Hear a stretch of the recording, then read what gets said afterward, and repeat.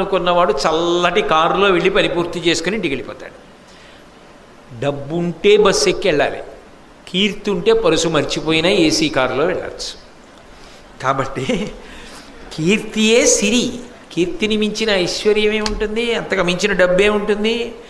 కీర్తిహీనుడచు శవంబు, ఏ కీర్తి లేనివాడు శవంతో సమానం. అక్కడ శవం ఉందనుకోండి, అందరూ దూరంగా పోతారు. ఏ కీర్తి లేదనుకోండి జీవితంలో, మరి ఏ ఉపకారం ఎవరికీ చేయలేదని గుర్తు దానిది. కీర్తి అంటే ఏమిటండి? ఎవ్వరికీ ఏ ఉపకారం చేయలేదు. ఎవ్వరికీ ఏ ఉపకారం చేయని వాడు ఎవరికి తెలుస్తాడు? ఎవ్వరికీ తెలియదు. శవాన్ని పట్టించుకోకుండా అలా పక్క నుంచి ఎలా పోతారో శవాన్ని శవం తాలూకా వాళ్ళే పట్టించుకోవాలి. మీరు ఒక విషయాన్ని బాగా గుర్తుపెట్టుకోవాల్సింది ఉంటుంది. చాలామందికి లోకంలో ఒక భయం ఉంటుంది, చచ్చిపోయాక ఎలా అని. చచ్చిపోయాక ఎలా అని ఆలోచించవలసిన వాళ్ళు లోకంలో ఒక్క కడుపున పుట్టిన సంతానమే. అథవా కాకపోతే చిట్ట చివర దాని గురించి ఆలోచించవలసిన వాళ్ళు పురపాలక సంఘం వాళ్ళు. చచ్చిపోయాక ఎలా అన్న దాని గురించి ఆలోచించవలసిన అవసరమే లేదు. చచ్చిపోయే లోపల ఎలా అన్నదే మనం ఆలోచించాలి. ఈ లోపల ఏం చెయ్యాలి, మరణం వచ్చే లోపల నేను ఎంత చెయ్యగలను, ఏం చెయ్యగలను అన్న వరకే. దాని తర్వాత ఎందుకు అసలు?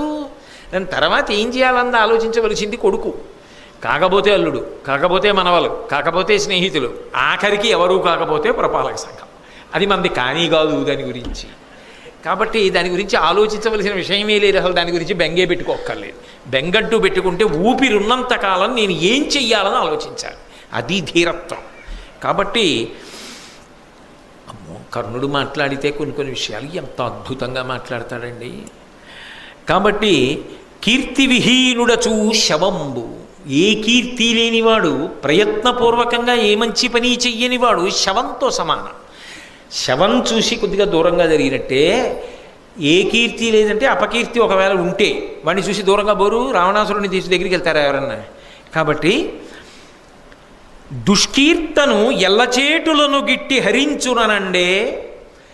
అన్ని ఉపద్రవాలు ఎందుకు వస్తాయంటే అపకీర్తి వల్ల వస్తాయి. అపకీర్తి సంపాదించాడంటే దాని అర్థం ఏంటి? లోకాన్ని బాధపెట్టాడనేనా?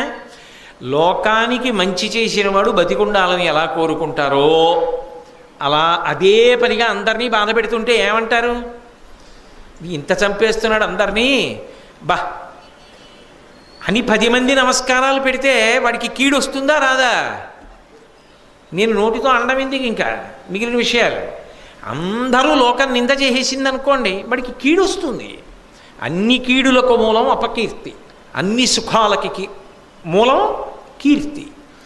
కాబట్టి కీర్తి కోసం మనిషి బ్రతకాలి, కీర్తి కోసం చచ్చిపోతాను తప్ప కీర్తిని వదిలి బతికుండడానికి నేను ఇష్టపడిన, అందుకు ఇచ్చేస్తా కవచకుండలాలు. అది సిద్ధాంతం. కర్ణుడు చేసింది ఏమిటిరా అంటే, నా సూర్యభగవానుడా మీరే వచ్చి చెప్పినా నేను మాత్రం కవచకుండలాల కోసమని చెప్పి కీర్తిని వదిలిపెట్టడానికి సిద్ధంగా లేను. కాబట్టి అటువంటి కీర్తి ఏది ఉందో అది మనిషి ప్రయత్నపూర్వకంగా సంపాదించి నిలబెట్టుకోవాలని తొల్లి భక్తార్తిహరుండునా వరగు అంబుజసూతి జగద్ధితంబుగన్. సృష్టికర్త అయినటువంటి చతుర్ముఖ బ్రహ్మగారే ఒకానొకప్పుడు లోకములన్నిటికీ కూడా దీన్ని గొప్ప విశేషంగా చెప్పలేదా?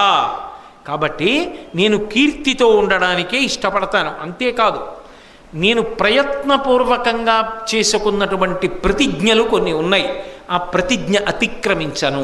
అది నిజంగా క్రమశిక్షణ.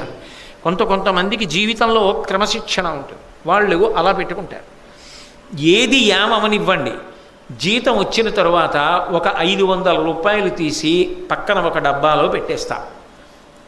అది కొంత అయ్యాక ఏదో ఒక మంచి పనికి వెచ్చించి ఖర్చు పెట్టేస్తా. మంచి పని అంటే ఇంట్లో కుర్చీ కొనుక్కోవడానికి కాదు, ఎవరికో ఎక్కడో ఏదో అవసరం నేనున్నాను అని ఆదుకోవడానికి ఖర్చు పెట్టేస్తాను. నా సంపాదనలో ప్రతీ నెల ఒక 500 రూపాయలు నాది కాదు. అది ఒక 5,000 అయిన తరువాత అవసరంలో ఉన్నాడని నా మనసు నమ్మేటట్టుగా ఎవడు కనబడతాడో వాడికి ఇచ్చేస్తాను. అది నేను సమాజము కొరకు, తద్వారా నా జీవుడి అభ్యున్నత కొరకు నేను సంపాదిస్తున్నది అని. అది క్రమశిక్షణ. అసలు అటువంటి సంకల్పం